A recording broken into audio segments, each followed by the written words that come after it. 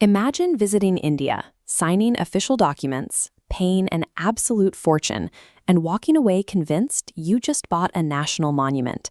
The scenario sounds completely absurd, yet one man allegedly convinced highly educated, wealthy individuals that this exact transaction was legitimate. His name was Natwarlal. According to widespread reports, he ran this exact scheme with the Taj Mahal, not once, but 3 separate times. Welcome to Untold Indian Stories. How exactly does anyone, regardless of their gullibility, fall for a deception of this magnitude? Natwarlal's career was built on this specific gamble, that the sheer scale of a lie could, in itself, disarm the skepticism people usually apply to smaller scams. Before he became a mythical figure, he was Mithilesh Kumar Srivastava. Born in Bihar, he was a highly educated and deeply intelligent man.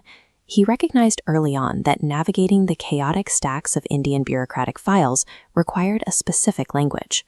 He mastered the tone perfectly, drafting impeccable paperwork. Look closely at the ink on a formal document.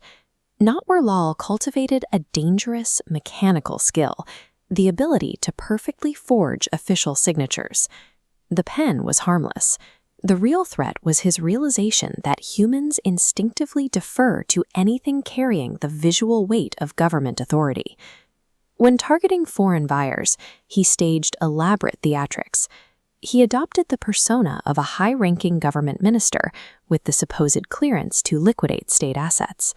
He paired his flawless forged dossiers with confident presentations, seeking out wealthy foreign individuals who had money to spend but lacked local context. His pitch operated on an unbelievable scale. He offered the Taj Mahal, one of the most recognizable structures on the planet.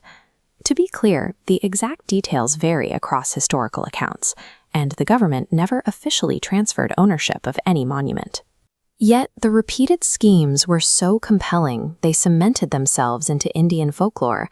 By the time the money changed hands, the buyers had invested in a fantasy of supreme world-class exclusivity, a transaction where the monument served merely as a backdrop for the victim's own desire for status.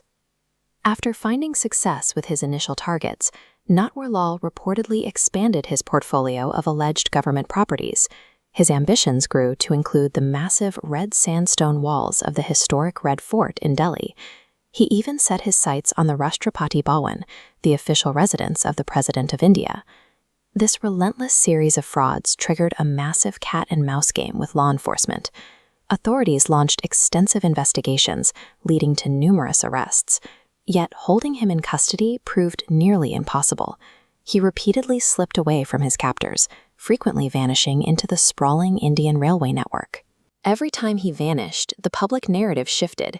Those escapes transformed a wanted criminal into an untouchable folk hero in the minds of the public. The true mystery here lies beyond the forged paperwork. We have to ask why highly educated, successful people chose to believe him in the first place. Looking at this breakdown, we see a basic model of social engineering.